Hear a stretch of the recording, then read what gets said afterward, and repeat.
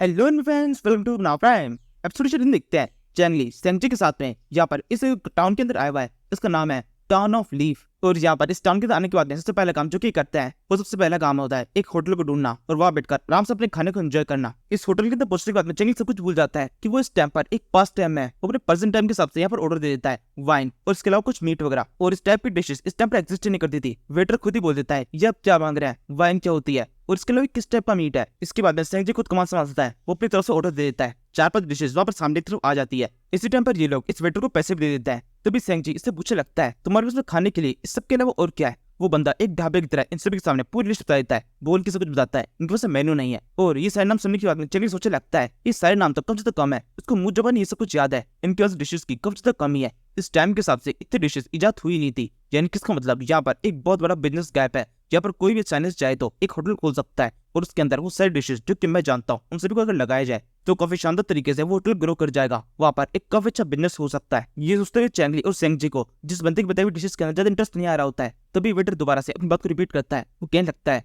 मेरे पास में instant dishes के अलावा भी कुछ खास चीज है, एक बहुत खास डिश। क्या आप उसको खाना देखना चाहेंगे? वो एकदम नहीं है, एक एक्सपेरिमेंटल है, इसलिए फिलहाल हम उसको टेस्ट नहीं करा रहे हैं। सेंगजी बोलता है हाँ बिल्कुल, हम जरूर से खाना टेस्ट करना चाहेंगे। बताओ तुमने इस खाने के अंदर किस किस तरह के स्पेशल इंग्रेडिएंट्स डाले हैं। वेटर बताता है सबसे स्पेशल इंग्रेडिएंट्स है एक रेड रंग का फ्रूट जिसे चिली कहते हैं। क्या आप लोगों ने कभी इसका नाम भी सुना है? मुझे नहीं लगता आपने सुना होगा। चैंगली बोलता है हाँ तुम ठीक कह रहे हो, मैंने कभी इसका नाम भी नहीं सुना, क्या होता है ये। जिस पर वेटर एक ही करके उस चिली के जितने भी गुण होते हैं उन सभी को एक्सप्लेन करने लगता है कि चिली बहुत तीखी होती है, स्वतंत्र कभी शानदार होती है। एक बार किंग ने भी उसे खाया था, किंग को कभी पसंद आई, आपको भी कभी पसंद आएगी। इस तरीके से पूरा एडवर्टाइज कर देता है। और 5-10 मिनट तक इस एक्सप्लेनेशन सुनने के बाद में चैंगली से बोलता है हाँ ठीक है, सुनने में अच्छा लग रहा है लेकिन नहीं चाहिए। बस तुम मुझे एक चीज बताओ, अभी तुमने कहा ये जो चिल्ली है ये बहुत ज्यादा रेयर होती है और काफी स्वादिष्ट होती है, क्या तो हमारे पास में इसका एक बहुत बड़ा स्टॉक है? वो वेटर बोलता है नहीं, बहुत बड़ा स्टॉक नहीं है, मैंने कहा ना ये बहुत रेयर है, हमारे पास में बहुत ज्यादा लिमिटेड ही है और इस पूरे टाउन के अंदर केवल हमारे पास में ही है, हमारे एक तो रेस्टोरेंट के अंदर ही वो मिलता है। चैंगली बोलता है और तुम्हें वो कहाँ से मिला?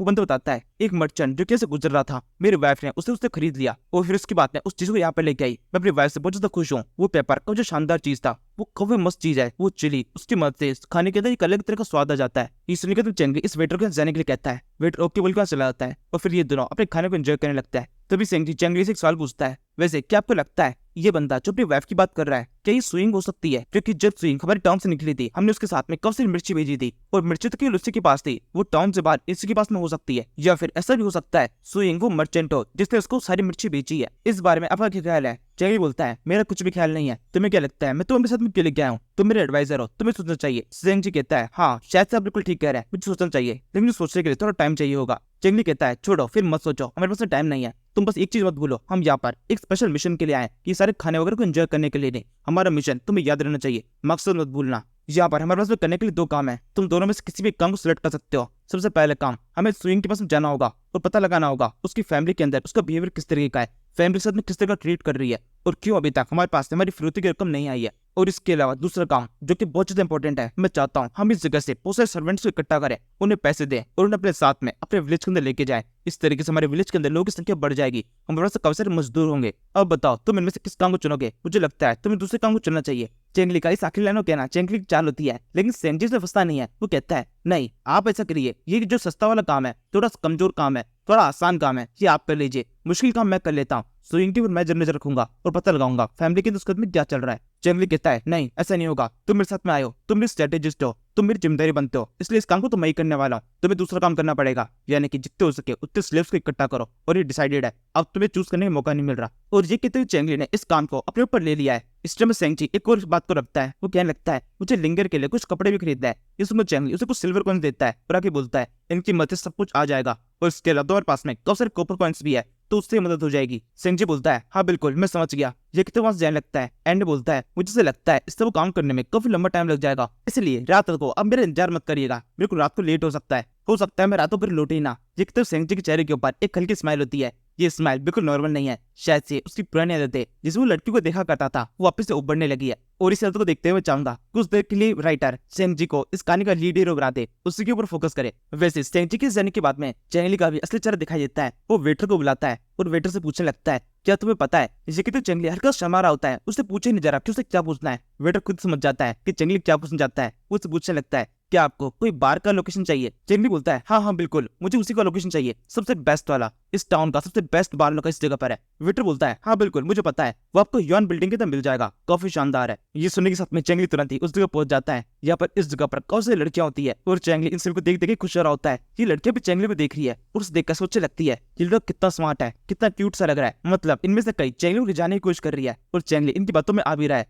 तभी एकदम से उसकी नजर पड़ती है, दूर कहीं कोई जाना पहचाने शक्ल का दिखाई दे रहा है। वो तुरंत ही उस बंदे के पास में जाता है। ये असल में सेंग जी है। जब चेंगली से अचानक से सेंग जी कंधे पर हाथ रख देता है, सेंग चिल्लाते बोलता है किसकी हिम्मत हुई ऐसे हाथ रखने की। वो जैसे पीछे दिखता है, पीछे चेंगली खड़ा होता है, बुरी तरह घबरा जाता है। दोनों की नजर एक दूसरे से मिल जाती है और दोनों एक दूसरे से कैसे कहें कि तुम यहाँ पर क्यों आए हो। वैसे देखा जाए तो दोनों लड़के हैं, दोनों की सोच एकदम सेम सी है। मिशन क्या बाढ़ में दोनों के दोनों सेम एक ही जगह पर आ चुके हैं। जब ये दोनों इस तरीके से एक दूसरे घूर रहे होता है तभी सेंग जी बोलता है चीफ ये देखो ये बिल्कुल भी ठीक नहीं है, मैं तो सीनियर हूँ, मैं तो इस जगह पर आ सकता हूँ, लेकिन आपको नहीं आना चाहिए, अभी आप यंगस्टर है, ये जगह आपके लिए नहीं है। चेंगली कहता है क्या बकवास कर रहे हो, तो ये जगह तो यंगस्टर्स के लिए ही है, बूढ़ों के लिए नहीं है, तुम्हें यहाँ पर नहीं आना चाहिए। तुम्हें तो मैंने स्पेशल मिशन दिया था ना, तुमने कहा था कि तुम वो स्पेशल काम करोगे, स्लेव्स को इकट्ठा करोगे, और तुम यहाँ पर इस तरह से पैसों को उड़ा रहे हो। इस तरीके से विलेज की मनी को ऐसे लड़कियों के ऊपर उड़ाना ये बिल्कुल भी ठीक हरकत नहीं है, तुम्हारी उम्र के हिसाब से तो बिल्कुल भी ठीक हरकत नहीं है। सेंगजी बोलता है नहीं ऐसा बिल्कुल भी नहीं है, मैं तो यहाँ पर आना ही नहीं चाहता था, मैं तो बस जैसे गुजर रहा था, तभी की एकदम अलग सी बिल्डिंग दिखी तो इससे मैं आकर्षित हो गया, वरना मेरे को इस तरह की जगह पसंद नहीं है। चेंगली कहता है वो तो मैंने देखा था, मैं काफी लंबे टाइम से तुम्हारा पीछा कर रहा हूँ,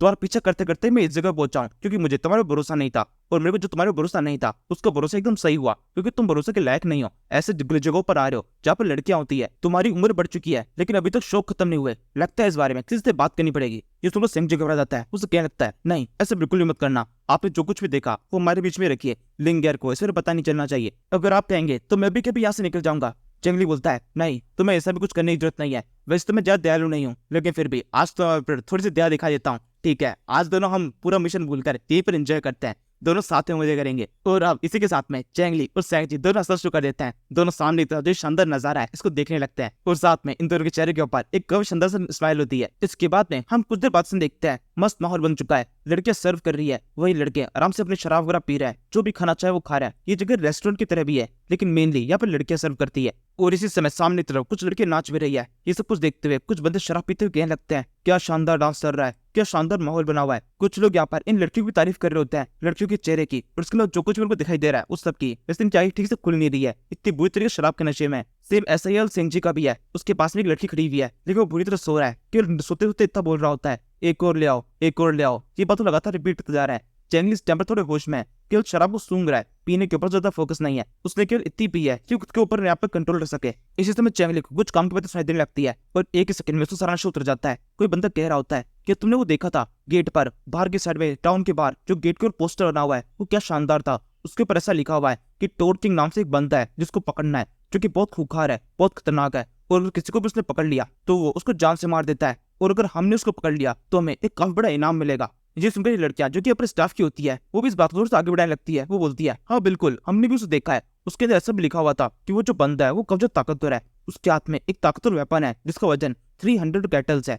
वैसे यहाँ पर एक कैटल का वजन 0.6 kg होता है, तो 300 कैटल लगभग हुआ 0.6 मल्टीप्लाई 300 180 kg। तो यहाँ पर इस तरह से बात चल रही होती है कि जो टोड किंग है वो 180 kg का वेपन उठाता है, उसकी मदद से किसको भी मार देता है। और उसके अलावा ये बात चल रही होती है कि जो टोड किंग है उसकी लंबाई 22 फीट है, मतलब इन लोगों ने अपनी इमेजिनेशन के अंदर टोड किंग को एक राक्षस बना दिया है जिसके हाथ में खतरनाक वेपन रहता है और वो बहुत ज्यादा ऊंचा है। इसी समय इनमें से एक बंदा इन बातों को थोड़ा सा और आगे बढ़ाने की कोशिश करता है, वो भी टोड किंग को नहीं जानता लेकिन वो जानता है कि कोई और भी नहीं जानता, तो बोलने लगता है कि तुम में से किसी ने कभी भी अपनी जिंदा लाइफ में टोड किंग को अपने सामने देखा है। वो बंदे बोलते हैं नहीं हमने तो नहीं देखा, लेकिन तुम जितना कॉन्फिडेंस से बोल रहे हो तुम्हें देख के लग रहा है कि तुमने देखा है। वो बंदा बोलता है हाँ बिल्कुल मैंने देखा है, एक टाइम पर मैं एक माउंटेन से गुजर रहा था, उसी टाइम पर मेरे सामने आ गया, वो आसमान से कहीं से नीचे उतरा था, उसके पास में बहुत पावर थी, उसकी और मेरी लड़ाई हुई, हमने काफी लंबे टाइम तक एक दूसरे से फाइट की, लेकिन एंड में मैं थोड़ा डिस्ट्रैक्ट हो गया और उसी टाइम पर उसने मुझे फाइट में हरा दिया, लेकिन फिर भी मेरी फाइट से वो बहुत ज्यादा प्रभावित हुआ था, इस वजह से उसने जिंदा छोड़ दिया और मुझे वहां जाने दिया,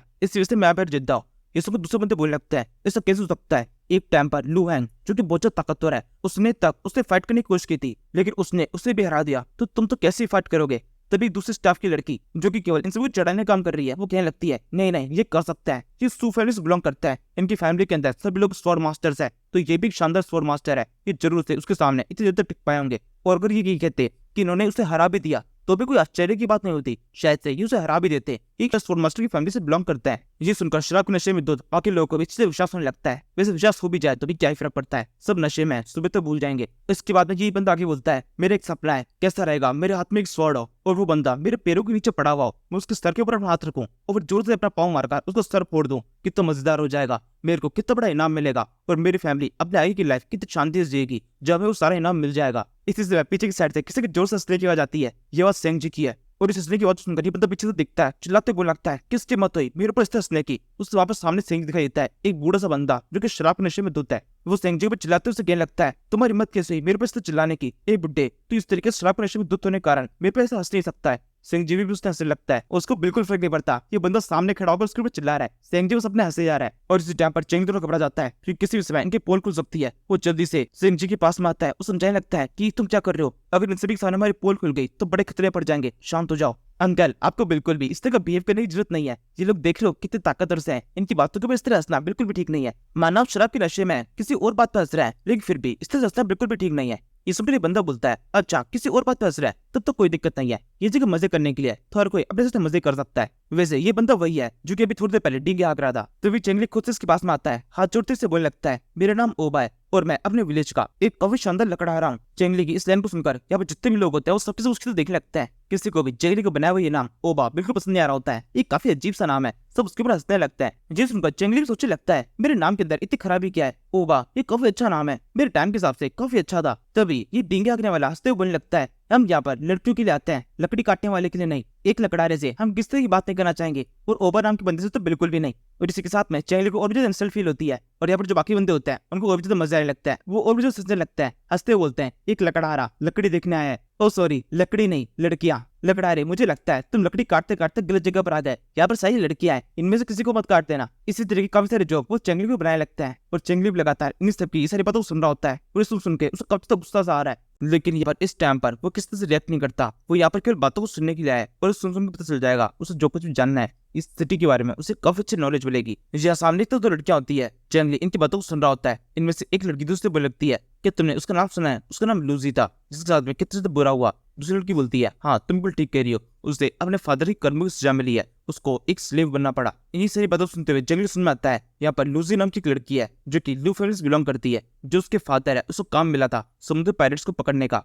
लेकिन वो काम करने के बजाय इस काम को उल्टे तरह से करने लगे, वो समुद्री पायरेट्स के साथ में डील करने लगे जिस वजह से उनको छोड़ देते थे। शुरुआत में तो इस सबके अंदर काफी पैसे आ रहे थे, लेकिन धीरे धीरे समझ में आया ये काफी खतरनाक हो सकता है, लेकिन तब तक देर हो चुकी थी। उसके फादर को किसी ने पकड़ लिया, मतलब उसके फादर की पोल खुल चुकी थी, उसको पता चल चुका था वो किस तरीके से पायरेट्स के साथ में डील करता था। इसी वजह से उसके फादर को हमेशा हमेशा के लिए जेल में बंद कर दिया गया और साथ में इसे भी हमारी सिटी के अंदर एक स्लेव बना दिया गया। और क्योंकि वो लू फैमिली जो कि शाही फैमिली है उससे बिलोंग करती है, इस वजह से उसे एक ऑफिशियल स्लेव बनाया गया, जिसकी वजह से अगर उसे कोई मिलना चाहता है तो उसे पूरी तरह परमिट लेनी पड़ती है, कई सारी परेशानियों से गुजरना पड़ता है। इसके लिए कैसा लेवल होता है, उससे एक बार मिलने के लिए भी कई सारे लोग लाइन में लगे रहते हैं, लेकिन कुछ ही मिल पाता है। अगर किसी को भी उससे मिलना है तो उससे पहले एक काफी बड़ा अमाउंट देना पड़ता है और फिर उसके बाद में एक लकड़ी टाइप का कुछ निकलता है। उन सभी को अपने कागज के अंदर एक कविता लिख के भेजनी होती है, जिसकी कविता उनको पसंद आती है उनको सिलेक्ट किया जाता है। चेंगली ये सब कुछ सोच रहा होता है। इस टाइम पर बंदा जो कितने टाइम से इतने बड़े डींगे आग रहा था, ये बस कागज लेकर उसमें कुछ लिखकर एक वेटर्स को पकड़ा देता है और उसे कहने लगता है, एक बार कोशिश करना, अगर वो बिल्कुल भी फ्री हो तो मुझे क्या बताना, मैं उसे जल्दी जल्दी मिलना चाहता हूँ। इसी समय चेंगली भी पास में खड़ी एक वेटरस से एक कागज और एक पेन मंगाता है कुछ लिखने के लिए। वेटरस उसे लाकर दे देती है।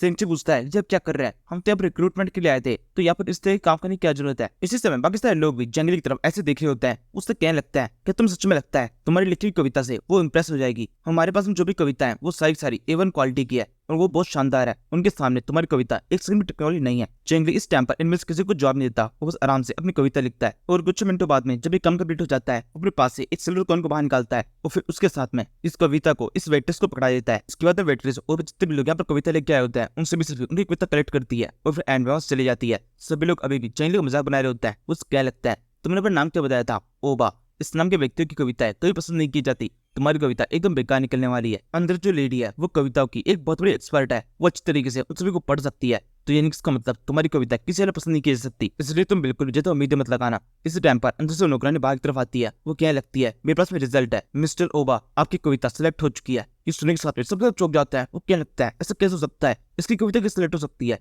इस टाइम पर चैंगली इस बंदे के पास में आता है जो कि काफी लंबे टाइम से डी के आग रहा था। उसे कंधे पर बना सकते हुए कहने लगता है कोई बात नहीं, कभी कभी होता है। और फिर इसके बाद में इस लेडी के साथ में वह अंदर से चला जाता है। बाकी सभी लोग जंगली को ज्यादा देख रहे होते हैं। उनमें से एक बोलता है जेनिस का मतलब इस कविता जो कि उसने 5 मिनट के अंदर लिखी थी वो उन सभी कविताओं से ज्यादा शानदार थी। शायद से हमें कविता खरीदने के अंदर थोड़े और पैसे लगाने चाहिए थे। दूसरा बंदा बोलता है मुझे तो ऐसा लगता है इससे कविता इसलिए सिलेक्ट हुई है क्योंकि इस कविता इसने खुद ने लिखी थी और शायद से अंदर बैठी हुई लेडी को पता चल गया कि हमारी कविता हमने खुद ने नहीं लिखी बल्कि खरीदी है। इसी समय ये तीसरा बंदा डी के मारने वाले बंदे की तरफ देखता है। उसकी पीठ पर कुछ लगा हुआ है। उसे क्या लगता है देखिए ये क्या है। ये एक पर्चा सा होता है जिसके ऊपर एक टोड की इमेज बनी हुई है जो कि टोड विलेज का सिंबल है। और उसे देखने के साथ में सबसे घबरा जाता है। उन सभी को समझ आ चुका है वो बंदा जो उनके साथ बैठा हुआ था वो असल में टोड विलेज का किंग है। और उसके बारे में जो इतनी बड़ी बातें की जा रही थी, उसकी बुराई की जा रही थी, वो सब कुछ उसने खुद ने सुन लिया है। इनमें से बोलने लगता है ये हमने क्या कर दिया। टोड विलेज किंग जहाँ बैठा हुआ था और हम उसके सामने उसकी वजह से बुराई करते जा रहे थे। और इसके अलावा हमने उसको नीचे दिखाने की कोशिश की, कहीं वो हमसे नाराज हो गया तो वो एक बहुत बड़ा मर्डरर है। यानी इसका मतलब हम सभी की जान खतरे में हो सकती है। एक दूसरा बंदा बोलता है मैंने कहीं से सुना था उसके पास में एक इलेक्ट्रिक स्पेल की पावर है और इसके अलावा 5 अलग तरह की पावर्स और है। वो किसी भी जगह पर किसी भी चीज की आवाज को सुन सकता है। ऐसा हो सकता है अभी हम उसके बारे में जो कुछ बात कर रहे हो वो भी उसको अंदर तक सुनाई दे रही हो। इसके बाद में हमें इस स्लेव गर्ल के बारे में थोड़ा बताया जाता है। इस लड़की का ओरिजिनल नेम लिन है और पहले ही अभी स्लेव बन रखी है, लेकिन इसके बावजूद भी अभी तक कोई भी इसकी शक्ल नहीं देख पाया। बहुत सारे लोग हैं जो किससे मिलने के लिए आते हैं, इसकी शक्ल देखना चाहते हैं, लेकिन किसी को भी ऐसा मौका नहीं मिल पाता है। कविता पसंद आने के बाद में वो लोग अंदर तो बुलाती है, लेकिन अंदर आने के बाद में उनके सामने एक पर्दा रहता है और किसी को भी पर्दे के पीछे परमिशन नहीं होती। और अगर किसी को पर्दे के पीछे आना है तो उसे 3-4 बार तक कोशिश करनी पड़ती है और 3-4 बार कोशिश करने के बाद में भी उसका नंबर नहीं लगता। चैंगली भी जब यहाँ से देखते एंटर करता है तो सामने की तरफ सेम ऐसा नजारा दिखाई देता है। सामने एक बिस्तर सा है जिसके सामने एक पर्दा लगा हुआ है, यानी कोई भी इस पर्दे के पीछे झांक नहीं सकता। लड़की पीछे की तरफ बैठ के कह रही होती है आपकी पोएट्री काफी शानदार थी, मैंने उसे काफी से पढ़ा, उसको देखकर मैं काफी इंप्रेस हुई। मिस्टर ओबा आप एक बहुत ही कमाल के पोइट है। चैंगली कहता है आपको मिस्टर लगाने की जरूरत नहीं है, इतनी फॉर्मेलिटी के बजाय आप सीधे मेरा नाम लीजिए। लिन बोलती है हाँ बिल्कुल ओबा तुम्हारी कविता काफी शानदार थी। ये सुनते हुए चैंगली धीरे धीरे करके उस बिस्तर के पास में आने लगता है। उस पर्दे को उठाने के लिए वो सोचने लगता है इस लड़की की 16 साल है, लेकिन फिर भी इसके बावजूद भी काफी सारे लोग इससे मिलना चाहते हैं, इसकी शक्ल देखना चाहते हैं। मैं खुद भी देखना चाहता हूँ ये कैसे दिखाई देती है, ये कितनी सुंदर है। क्या सच में इसके जितनी भी अफवाह सुनी है वो एकदम सही है। ये सोचते हुए चैंगली आगे तो बढ़ रहा है लेकिन कुछ जवाब नहीं दे रहा। लड़की बोलने लगती है क्या हुआ मिस्टर ओबा आपको जवाब नहीं दे रहे। चैंगली अभी भी कुछ नहीं कहता। वो इस बिस्तर के एकदम पास से पहुंच चुका है, उसकी पर्चा दिखाई देने लगी है। लड़की बुरी से घबरा जाती है। वो कहने लगती है ये ठीक नहीं है, आप इतने पास नहीं आ सकते, अपने लिमिट में रहिए। चैंगली अभी भी कुछ जवाब नहीं देता। वो इस बिस्तर के एकदम पास से पहुंच चुका है। लड़की बुरी से घबरा जाती है। तभी वो उस पर्दे को उठा देता है। उसी के साथ में ये लड़की दिखाई देने लगती है। ये लड़की बहुत सुंदर है। चैंगली से देखते रह जाता है। ये लड़की इतनी सुंदर है कि चैंगली नजर हटनी रही होती है। वो सोचने लगता है सच में इसको देखने के बदले में जितने पैसा खर्च किया जा रहा है वो बिल्कुल वर्थ इट है। ये बहुत सुंदर है। 16 साल की लड़की होने के बावजूद भी। इसके बाद वो शांत करते हुए कहने लगता है तुम्हें बिल्कुल घबराने की जरूरत नहीं है, मैं तुम्हारे पे किसी से अटैक करने मैं तुम्हारे साथ में कुछ भी गलत हरकत करने की कोशिश करने वाले नहीं हूँ। तुम बस शांत हो जाओ और मेरी बात ध्यान से सुनो। चैंगली इस को एकदम आराम से कह रहा होता है, लेकिन लड़की तो डरी हुई होती है कि उसको इतना सुनाई देता है कि तुम्हें बिल्कुल घबराने की जरूरत नहीं है, मैं तुम्हारे साथ जो भी करूंगा वो एकदम आराम से करूंगा। लड़की चिल्लाने लगती है नहीं मेरे पास आने की कोशिश मत करना, अगर तुमने मुझे छूने की भी कोशिश की तो तुम्हारे साथ बिल्कुल भी ठीक नहीं होगा। इस टाइम नोटिस करते हैं यहाँ पर एक और बंदा है जो पूरा कोच वगैरह पहन रखा है। ये एकदम से चैंगली पर अटैक कर देता है।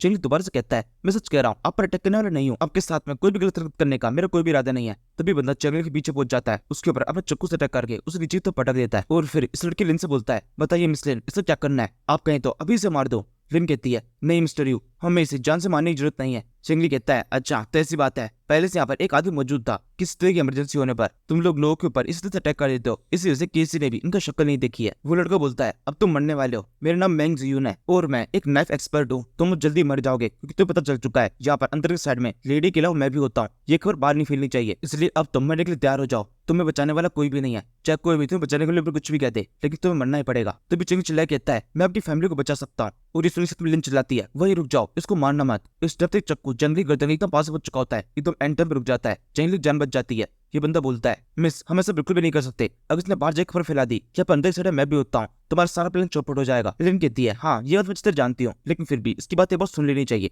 इसकी बात में मुझे थोड़ा इंटरेस्ट आ रहा है। इसके बाद में ये लोग शांति से बात शुरू करते हैं। चाय वाय सर्व की जाती है। लड़की पूछने लगती है बताओ तुम ऐसा कैसे करोगे, तुम मेरी फैमिली को कैसे बचा सकते हो। चैंगली कहता है मुझे ये बंदा बैंक बिल्कुल भी ठीक नहीं लग रहा है, क्या आपको इसके भरोसा है, इसको यहाँ पर रोकने की जरूरत नहीं है, मैं तो कहूंगा हम अकेले बात करते हैं, इसको भगा देते हैं। ये सुनकर बैंक को बहुत गुस्सा आता है। लड़की से शांत करती है और कहने लगती है नहीं इनके मुझे पूरा भरोसा है, मेरे फादर ने इनको अडॉप्ट किया था जब ये छोटे बच्चे थे, ये मेरे भाई की तरह और इनकी वजह से अभी तो पूरी तरह प्रोटेक्टेड हो। इतना सब कुछ होने के बावजूद भी मेरी सेफ्टी सही जिम्मेदारी इनके ऊपर है, यही मुझे हर चीज से बचाता है। ये सुनकर चैंगली सोचने लगता है अच्छा तो ये बात है, ये बंदा मैंग इनकी फैमिली से बिलोंग करता है और जब इनकी फैमिली के ऊपर सिटी के सोल्जर्स ने अटैक करके इनको स्लेव बनाया होगा तब इसे भी स्लेव बना दिया गया होगा। लेकिन अब तो इनकी लाइफ थोड़ी ठीक हो चुकी है, लेकिन इसके बावजूद भी ये अपनी बहन से इस तरह काम करवा रहा है, इस तरीके से अपनी बहन को प्रोटेक्ट कर रहा है। ये मैं देख सकता हूँ ये एक नौजवान लड़का है जिसके पास में फुल पावर है, ये किसी भी और काम कर सकता है, अपनी बहन को लेकर यहाँ से भाग सकता है, लेकिन और भी बहुत सारी चीजें जो कि इसके द्वारा की जा सकती है, लेकिन इसके बावजूद भी इसने इस काम को अभी तक बंद नहीं किया। इसका मतलब ये अपनी बहन के ऊपर डिपेंड हो चुका है और इसी तरीके से आसान तरीके से सब कुछ कमाना चाहता है। और मेरे हिसाब से इस सिस्टर प्रोटेक्शन नहीं बल्कि सिस्टर को फायदा उठाना चाहेंगे। तब बिजन बोलती है आपके पास में एक तरीका था, जल्दी इस तरीके के बारे में बात करते हैं, मेरे पास ज्यादा टाइम नहीं है। जेंगली बोलता है हाँ बिल्कुल शुरू करते हैं। मैं सबसे पहले अपना इंट्रोडक्शन दे देता हूँ, मेरा नाम है जेंगली, मैं टोड विलेज का किंग हूँ।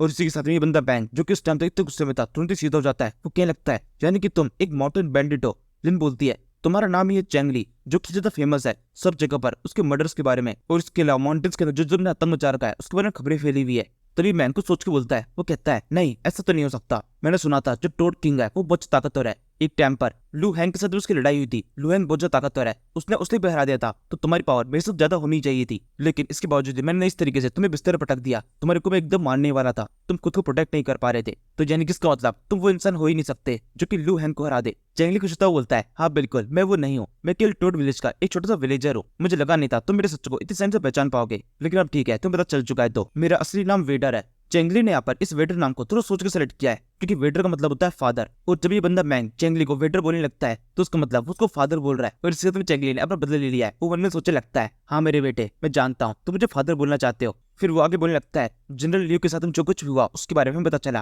और इस वजह से हमारे लीडर बहुत ज्यादा परेशान है, उनकी जल्दी डेथ होने वाली है, मतलब जनरल लियो की जल्दी डेथ होने वाली है, और हम किसी भी तरीके से उनको बचाना चाहता है और उनको बचाने के लिए कुछ एक्ट भी करने के लिए तैयार है। लिन बोलती है कि सच में एक माउंटेन बैंडिट तक मेरे फादर को जानता है, तो यानी इसका मतलब उनका प्राइड कब जो शानदार है। चेंगली आगे बोलता है हमारे चीफ को ये भी कहना है कि वो चाहते हैं किसी भी तरीके से हम तुम्हारे फादर को बचाएं, इसी के ऊपर इंक्वायरी करने के लिए मैं यहाँ पर आया हूँ। लिन बोलती है तो तुम्हारी इंक्वायरी केस चल रही है, तुम किस तरीके से उन्हें बचाने वाले हो, कि तुमने कुछ सोचा है। जंगली कहता है हाँ पूरा प्लान तैयार हो चुका है, यहाँ से मैं दोबारा से अपने स्ट्रॉन्ग होल्ड लौटूंगा और वहां से सेना लेकर और काफी सारे पैसे लेकर वापस से अपने रेस्क्यू मिशन को स्टार्ट करूंगा, जिसमें हम किसी भी तरीके से अपने फादर को छुड़ाएंगे। ये सुनकर लिन बहुत ज्यादा खुश जाती है, वो रोने लगती है, रोते बोलती है सच में टोड किंग का जो शानदार है वो बहुत काइंड है, अगर सच में वो इस तरह कुछ काम कर देता है किसी भी तरीके से मेरे फादर को छुड़ा लेता है, मेरी फैमिली को छुड़ा लेता है, तब तो उसके बाद मैं उनकी किसी बात को मानने के लिए तैयार हो जाऊंगी। अगर उन्होंने मेरी फैमिली को छुड़ा दिया तो उसके बदले में मैं लाइफ टाइम के लिए उनके स्लेव बनने के लिए तैयार हूँ। ये सुनकर चेंगली हल्का सा खुश होने लगता है। तभी लड़की आके बोलती है लेकिन मेरे ये लाइफ तो आधी कंप्लीट हो चुकी है,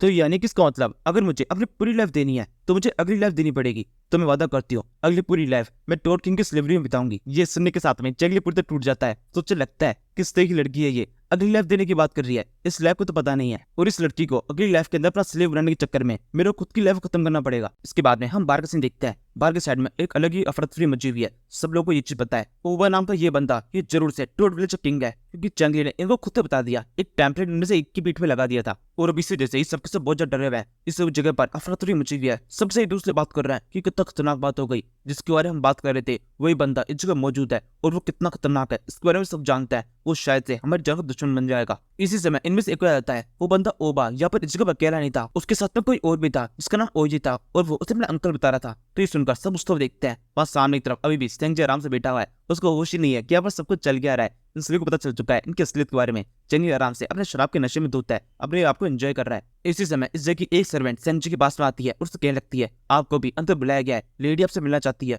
किसी को सेंची बहुत हो जाता है तो सच में लेडी मुझसे मिलना चाहती है, वो लेडी जिससे मिलने के लिए सारे लोग तरस रहे हैं वो मुझसे मिलना चाहती है। ये सोचते हुए बहुत ज्यादा खुश हो रहा होता है और बाकी सारे लोगों से जल रहे हैं। सेंग हंसते हुए उसके चेहरे के ऊपर एक अजीब स्माइल लेकर वहां देखते जाने लगता है, वो चलते सोचता है मुझे लगा नहीं था चीफ इतने अच्छे होंगे, उनको अंदर जाने का मौका मिला तो मुझे भी अंदर बुला रहा है, वो अपने खाने को मेरे साथ बांटना चाहते हैं। मैंने अक्सर कभी भी ऐसा नहीं देखा कि लोग भूखे हों और फिर भी अपने खाने को किसी तरह से बांट लें। सच में हमारी चीफ तो कुछ ज्यादा ही शानदार है। इस तरह बाकी सारे लोग एक बहुत ही गंदी शक्ल बनाकर सेंग जी की तरफ देख रहे होते हैं, कितने घटिया लड़के को अंदर जाने का मौका मिल रहा है। यहाँ से हम अंदर का सीन देखते हैं, सेंग जी से अंदर पूछता है, मैंने तुरंत ही उसकी गर्दन के ऊपर तलवार रखा देता है। सेंग जी कहता है ये सब कुछ क्या हो रहा है, मुझे मारने की कोशिश की जा रही है। चेंगली बोलता है नहीं तुम मारने की कोशिश नहीं की जा रही, तुम बस अंदर जाने से रोका जा रहा है। इस बंदे का नाम मैंग है जिसे तुम अपने साथ में लेके जाओगे सीधे टोड विलेज। मैं चाहता हूँ तुम इसको थोड़े बहुत पैसे दे दो, क्योंकि हमें यहाँ पर किसी को रेस्क्यू करना है और उस रेस्क्यू मिशन के अंदर काफी सारे पैसों की जरूरत है। जैसे तुम्हारा मिशन कंप्लीट हो जाएगा तो उसके बाद तुम जानते हो मुझसे किस तरह से कॉन्टेक्ट करना है। सेंजी कहता है और आप क्या करने वाले हैं। चेंगली कहता है इस जगह पर एक और मिशन है जो कि मुझे कंप्लीट करना होगा, तुम मैं मेरे से जब भी मिशन कंप्लीट हो जाए मुझसे कांटेक्ट कर लेना, मैं तुम्हें यहीं पे मिल जाऊंगा। ये सुनकर सिंह चला जाता है और अब जंगली के लिए जाने का टाइम हो चुका है। तो जाने से पहले इस लड़की लिन से कहता है, लिन आपको बताया ना मैं कीमत कर रहा हूँ, तो इसका मतलब आपको अपना वादा निभाना पड़ेगा, अपने वादे को भूलना मत। और ये कहने का तुम जंगली भी खिड़की की मदद से चला जाता है। बाहर साइड में कब से लोग उसका वेट कर रहे हैं, तो खिड़की से जाना ज्यादा सेफ रहेगा। और फिर इसके बाद में हम सू फैमिली का सीन देखते हैं। सू फैमिली बहुत ज्यादा फेमस है, इसलिए जंगली को बड़ी सैनी से इनका घर मिल जाता है। इस समय रात हो चुकी है, ज्यादा पहरेदारी नहीं है। जंगली घर के ऊपर चढ़ा होता है और सोचने लगता है ये जगह तो बहुत ज्यादा बड़ी है, यहाँ पर काफी सारे घर है और काफी सारे रूम्स है। ये पूरा एरिया सू फैमिली के इलाके में आता है। मुझे समझ में नहीं आ रहा मुझे सुइंग कहाँ मिल सकती है, इनमें से किस रूम के तरफ जाकर ढूंढूं। अगर मैं एक करके भी ढूंढने लगा तो सुबह हो जाएगी। इसी समय चैंगली की नजर तो लड़कियों पर पड़ती है जो कि चलती हुई जा रही है। चैंगली उनकी बातों ध्यान सुनने लगता है। इनमें से एक दूसरे बोलने लगती है, क्या तुमने सुना वो लड़की किस तरह से एक्ट कर रही थी, ऐसे दिखाई जैसे कहीं की महारानी हो, लेकिन हमने दिखा दिया कि वो महारानी नहीं है, अब केवल एक नौकरानी है। दूसरी लड़की बोलती है, हाँ आप बिल्कुल ठीक कह रही है, आपने कब जिस तरीके से सबक सिखाया, जिसके साथ में शादी होने वाली है वो एक बहुत ही बुरा इंसान है जो काफी बीमार है,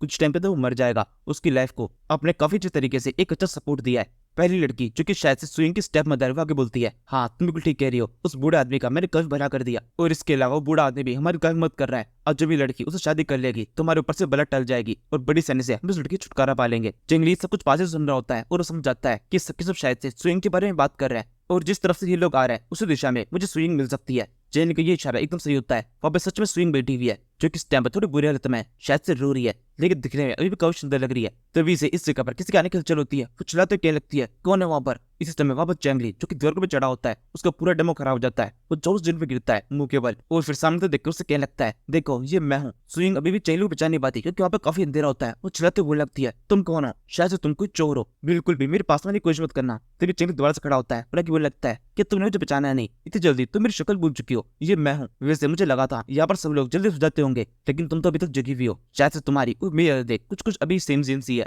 और ये सुनी कर फाइनली सुइंग जंगली को पहचान जाती है, उसे कहने लगती है, अच्छा तो ये तुम हो बैंडिट। तभी जंगली अपने पास एक चीज को बाहर निकालता है, ये एक पोटली है, उसे कहने लगता है तुम्हारे लिए एक स्पेशल गिफ्ट। सुइंग इस गिफ्ट को ले लेती है और उसके साथ में उसे कुछ पता चलता है, इसके अंदर से एक लड़की की स्मेल आ रही है, एक लड़की के परफ्यूम की, और वो तुरंत ही जंगली से सवाल भी कर लेती है, क्या तुम किसी लड़की से मिल के आ रहे हो। जंगली पसीने छूट जाते हैं, वो कहने लगता है, नहीं नहीं मैं किसी लड़की से मिल के नहीं आ रहा, असल में जिस लड़की से मैंने इसे खरीदा था वो असल में एक लड़की थी। सुइंग बोलती है, शायद मैंने तुमसे पिछली बार कहा था कि मेरे को झूठ पकड़ने की एक काफी अच्छी आदत है, तुम झूठ बोल रहे हो। जंगली कहता है, नहीं ऐसा नहीं है, उस लड़की ने मुझसे कहा था कि बहुत ज्यादा एक्सपेंसिव है, किसी को गिफ्ट करने के लिए काफी अच्छी चीज होती है। ये सुनने के बाद में सुइंग थोड़ी खुश होती है और फिर सीधे मेन पॉइंट पे आते हैं ये लोग। सुइंग जंगली से पूछने लगती है, बताओ तुम यहाँ पर क्यों आए हो। जंगली कहता है, मैं यहाँ पर केवल और केवल तुम्हारे लिए आया हूँ, जब से तुम क्विंडी माउंटेन को छोड़ी गई हो तब से मेरे वहाँ पे मन ही नहीं लगता है। जब तुम वहाँ पर थी मेरे को तुम्हारे साथ में काफी अच्छी आदत लग चुकी है और अब आदत छूट नहीं रही है। वहाँ पर टोड विलेज के अंदर काफी कुछ खाने को है, लेकिन मेरा कभी खाने को मन नहीं करता। सोने के लिए बहुत टाइम है, लेकिन मेरा सोने का मन नहीं करता। ऐसा लगता है सब कुछ मुझसे छिन चुका है। ये सुनकर सिंह शर्माई लगती है, वो कहती है कि सच में तुम सीरियस हो।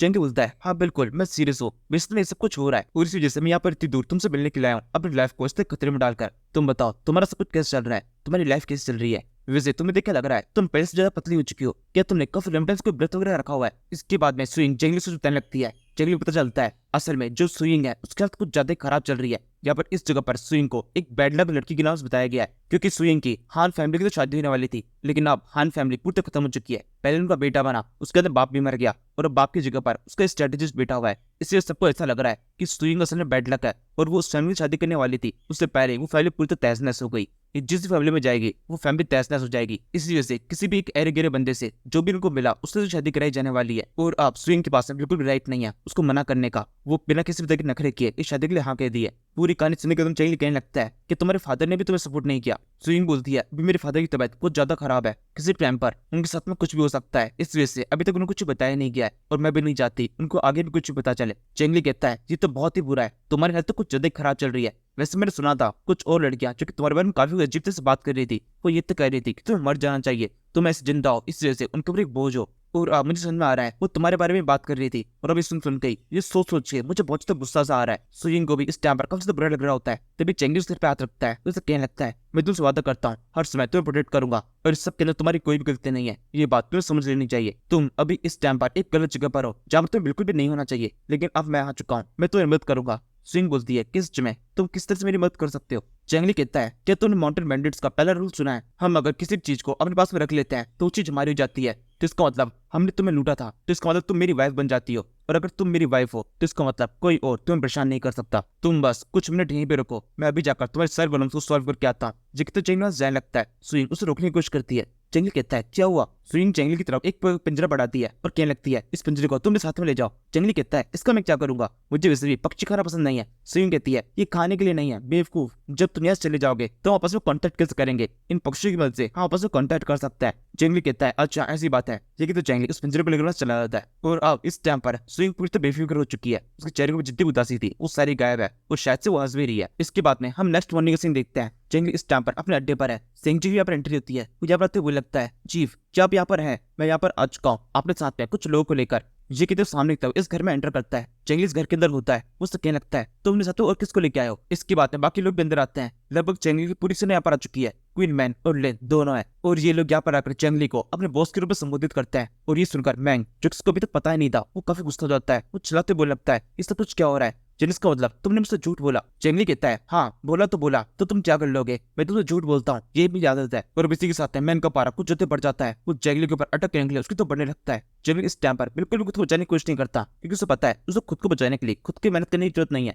एकदम सही टाइम पर लिनिया बीच में आ जाता है और इस बंदे के अटैक को अपने हाथ से रोक देता है और साथ में इसी बीच धकेल भी देता है। मैन बोलता है तुम्हारी हिम्मत कैसे यहाँ बीच में आने की कोशिश मत करो वरना तुम भी खत्म हो जाओगे। मुझे कहते हुए अभी अपनी स्वॉर्ड निकालकर डायरेक्टली लिन के ऊपर अटैक करता है। तभी चेंगली चिल्ला कहता है सब के सब शांत हो जाओ, कोई भी किसी के ऊपर अटैक करने की कोशिश नहीं करेगा। एक बात मत बोलो हम यहाँ पर एक स्पेशल मिशन के लिए आए। मैन तुम खुद सोच लो यहाँ पे ज्यादा इंपॉर्टेंट क्या है तुम्हारे लिए? हमसे बदला लेना, हमसे मारने की कोशिश करना या फिर हम तुम्हें मारते हैं उसके बाद हेवन में चला जाना, या फिर इन सारे लोग जिनको छुड़ाने के लिए आए उनको पहले छुड़ा लेना। तुम्हें पता है तुम्हें ये सब कुछ करने के लिए और भी काफी लंबा टाइम मिल जाएगा, इसलिए अभी टाइम वेस्ट नहीं करते हैं। जिसको मैंग शांत हो जाता है। इसके बाद वो चेंगली सेंगजी से पूछता है क्या तुम साथ सामान लेके आ चुके हो? तुम्हें पता है ना हमें कब से पैसों की जरूरत है। सेंगजी बोलता है हाँ मैं काफी सारे लेके आया, लगभग 1000 कॉइन्स है जो कि शायद से काफी होंगे। चेंगली बोलता है सच में काफी होंगे? 1000 कॉइन्स के अंदर हमारा काम हो जाएगा। सेंगजी बोलता है बड़े आराम से हो जाएगा क्योंकि जो बच्चे होते हैं वो आसानी से बिक जाते हैं और जो बड़े लोग होते हैं उनको बिकने के लिए थोड़ी सी कीमत देनी पड़ती है। मुझे यकीन है इतने में तो हम जिनकी पूरी फैमिली को खरीद लेंगे, वो सारे स्लेव हमारे साथ में होंगे और इसके अलावा ये पैसे तो इतना ज्यादा है कि इसके बाद में हम सारी चीजों खरीद लेंगे तभी बड़ा पैसा बच जाएगा जिसकी मदद से हम इस ट्रांसपोर्ट का यूज करके वापस से अपने माउंटेन लौट सकते हैं।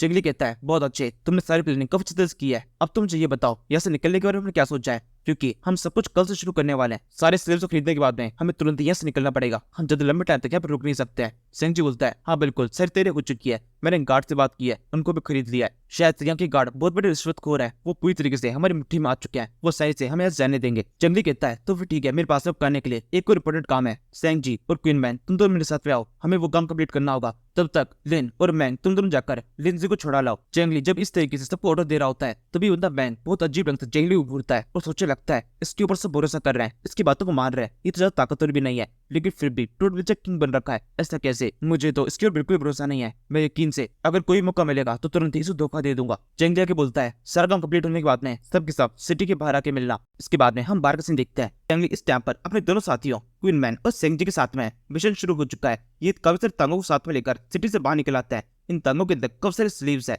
जिनको चेंगली ने पैसे दे खरीद लिया है। बाहर आने के बाद इन लोग पता चलता है ये सारे लोग, ये तीनों बंदे जिन्होंने इनको खरीदा है कि असल में टोड विलेज से बिलोंग करता है और ये तीनों बंदे ऐसे चाहते हैं कि सारे लोग इनके साथ में चलकर माउंटेन बैंडिट्स बन जाए। लेकिन ये बात इनमें से किसी को बिल्कुल पसंद नहीं आती, इनमें से कोई बैंडिट बनना नहीं चाहता, किसी को परेशान करना नहीं चाहता। ये सबके नॉर्मल से स्लेव है, इस वजह से ये चिल्लाते हुए लगते हैं नहीं ऐसा नहीं हो सकता, हम में से कोई भी माउंटेन बैंडिट नहीं बनेगा, इससे अच्छा तो हम मर जाएंगे। मरना में मंजूर है लेकिन माउंटेन बैंडिट बनना बिल्कुल भी नहीं, क्योंकि माउंटेन बैंडिट होना एक शर्मनाक बात है, एक स्लेव होने से भी कई ज्यादा शर्मनाक। तुम लोग तो पूरे बेशरम हो चुके हो लेकिन हम इतने बेशरम नहीं हो सकते। ये सुनकर चेंगली को बहुत गुस्सा आता है, वो चिल्लाते हुए बोलता है एकदम अपना मुंह बंद रखो और मेरी बात ध्यान सुनो। हो सकता है तुम में से कोई ऐसा सोच रहे हो कि माउंटेन बैंडिट बनना बहुत ज्यादा आसान है, लेकिन ऐसा बिल्कुल भी नहीं है। ये भी बहुत बहादुरी काम होता है और हर कोई इस काम कर नहीं पाता और इसी वजह से तुम माउंटेन बैंडिट बनने से ज्यादा मरना आसान समझ रहे हो। लेकिन अभी तुम्हें मैं एक बात क्लियर कर देना चाहता हूँ, अगर तुम में से कोई मरना चाहता है तो तुम मरने के लिए पूरी तरह फ्री हो, ये तुम्हारी पर्सनल लाइफ है। मरने के लिए बहुत सारे तरीके हैं, तुम चाहो तो अपने आप को एक चप्पू से काट सकते हो, कहीं पे जाकर लटक सकते हो, या फिर किसी ऊंची खाई से नीचे कूद सकते हो। ऐसे बहुत सारे तरीके,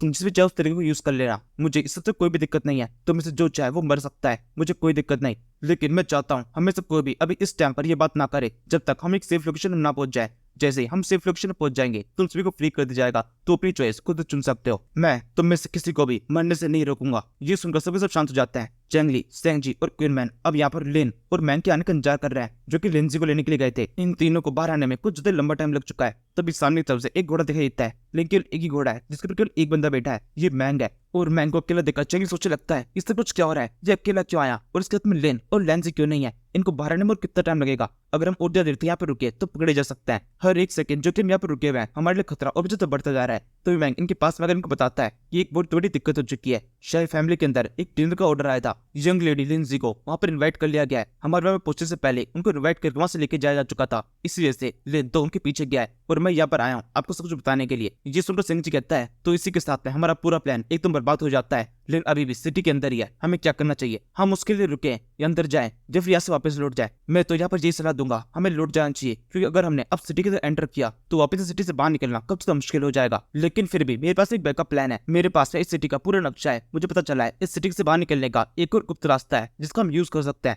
जंगली को ये इन्फॉर्मेशन बहुत काम की लगती है। तभी क्वीनमैन जंगली के पास में आता है, उससे कहने लगता है अब मुझे पता है हमें क्या करना है। मैं यहाँ पर आते वक्त आपको वेपन भी लेके आया था, आपके स्पेशल एक्स मेरे पास में है। ये कहते वो एक कपड़े के अंदर से उस एक्स को बाहर निकालता है। जंगली के चेहरे के ऊपर एक बड़ी स्माइल होती है। वो कहने लगता है तो फिर ठीक है, अब इसको पुराने तरीके से करते हैं। हमें सिटी के अंदर घुसकर सिटी को लूटना पड़ेगा। व्यापारियों के तरीके से हमने कब से स्लेव को छुड़ा लिया है, लेकिन अभी एक को स्लेव को छुड़ाना बाकी है, जिसको छुड़ाने के लिए हमें बैंडर्स तरीका यूज करना पड़ेगा। और ये कहते सब की सब निकल पड़ता है सिटी की तरफ। इसके बाद में हम सिटी के अंदर से देखते हैं ये हुआंग फैमिली का हाउस है, जहाँ पर काफी सारे लोग आए हुए हैं इस फंक्शन को अटेंड करने के लिए। लिन भी यहाँ साइड में खड़ा हुआ है, सब चीजों के ऊपर अच्छी तरह नजर रखे हुए है। और इसका मतलब एक बात तो साफ हो जाती है, मैंग ने बिल्कुल भी झूठ नहीं बोला, अभी तक तो उसे धोखा नहीं दिया है। इसी समय चैंगली, क्वीनमैन और बाकी सब भी इस जगह पहुंच जाते हैं। चैंगली यहाँ पर आते हुए बोलता है लिन सब कुछ कैसे चल रहा है? लिन कहता है सिचुएशन बहुत ज्यादा खराब है। लिंजी वहाँ पर अंदर की साइड में है, उसको यहाँ पर इन्वाइट किया गया है। ये सब कुछ भी आज ही होना था। वांग फैमिली काउंसलर का आज बर्थडे है, इसी वजह से यहाँ पर काफी सारे लोग आए हुए हैं। लगभग 70 से 80 फैमिलीज के लोग यहाँ पर आए और उनकी सेफ्टी के लिए काफी सारे गार्ड को भी यहाँ पर तैनात किया गया है। और उनमें से हर एक गार्ड हमारे लिए एक चुनौती है। चेंगली कहता है मुझे पूरा यकीन है यहाँ से निकलने का हमें जरूर से कोई ना कोई मौका मिल जाएगा।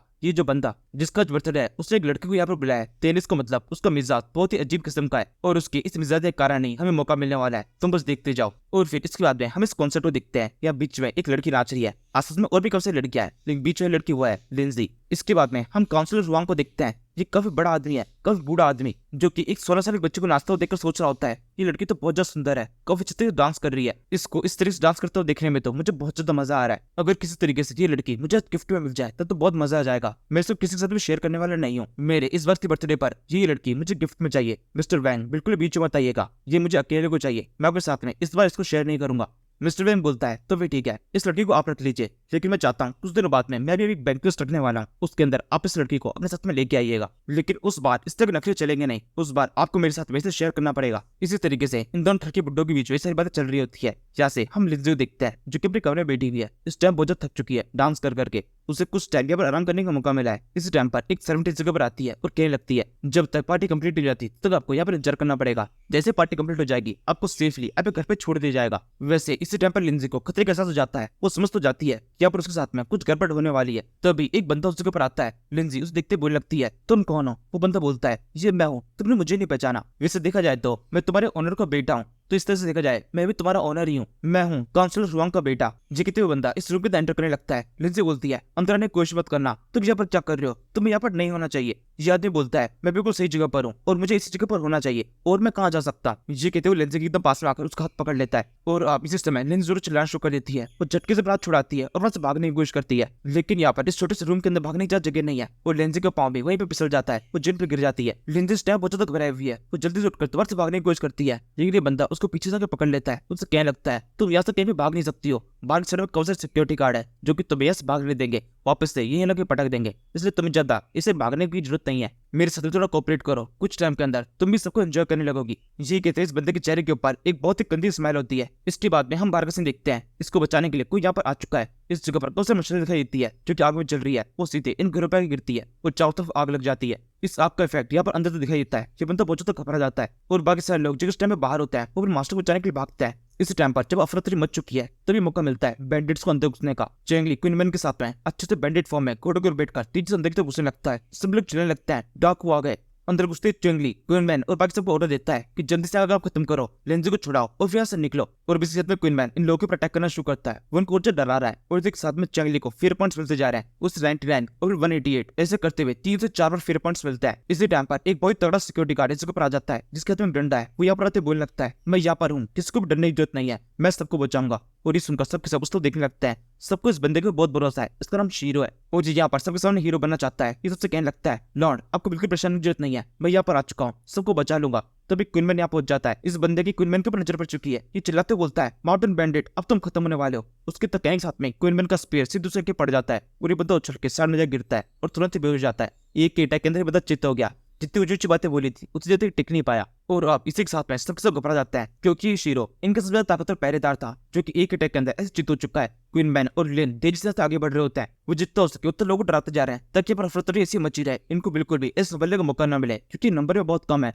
अगर ये लोग इकट्ठा हो जाएंगे तो इन पर अटैक कर सकता है और जंगली ये चीज बिल्कुल भी नहीं चाहता है। इनको जितना हो सके उतना डराया जा रहा है। यहाँ से हम रूम के अंदर सीन देखते हैं। अब इस टाइम पर आग पूरी तरह बुझ चुकी है। जहाँ पर ये जो घर बने हुए हैं ये स्पेशल टाइप की लकड़ी से बने हुए हैं, जिनके अंदर आग जल्दी से लगती नहीं है, जिससे छोटी मोटी आग से ज्यादा इफेक्ट होता नहीं है। आग बुझने के बाद ये बंदा दोबारा से अपने काम पे लग चुका है। इसी समय इसे बाहर की साइड से उस सारी अफरा-तफरी की आवाज सुनाई देने लगती है। ये चिल्लाते बोलता है, ये सब कुछ क्या हो रहा है? बाहर की आवाज के कारण मैं यहाँ बिल्कुल भी एंजॉय नहीं कर पा रहा हूँ, सारी आवाजें बंद करो। लिंजी बोलती है, मुझे पूरा यकीन था कि कोई ना कोई मुझे बचाने जरूर से आएगा। याद बोलता है, नहीं, तुम्हें बचाने के लिए कोई भी नहीं आने वाला। जगते लिंजी काल पर एक रख के थप्पड़ मार देता है और फिर उसके सर को पकड़ता है और उससे कहता है, तुम सारी उम्मीदें छोड़ दो, मेरे कब से लोग बाहर है, कोई भी तुम्हें बचाने के लिए नहीं आ सकता। अगर कोई भी आएगा तो वो भी खत्म हो जाएगा। लिंजी कहती है, देखना वो जरूर से आएगा और मुझे छुड़ा के ले जाएगा, तुम कुछ भी नहीं कर पाओगे। और ऐसा भी हो सकता है जब वो यहाँ पर आए वो तुम्हें जान से मार दे। और अब ये सुनते हुए इस आदमी का गुस्सा मुझे तो बढ़ता जा रहा है। ये उससे कहने लगता है, मैंने तुमसे कहा ना कि तुम एक बार समझ में नहीं आता है। मैंने कहा कोई भी तुम्हें बचाने के लिए नहीं आएगा, तुम यहाँ पूरी तरीके से मेरी गुलाम हो और जो मैं चाहता हूँ वही होगा।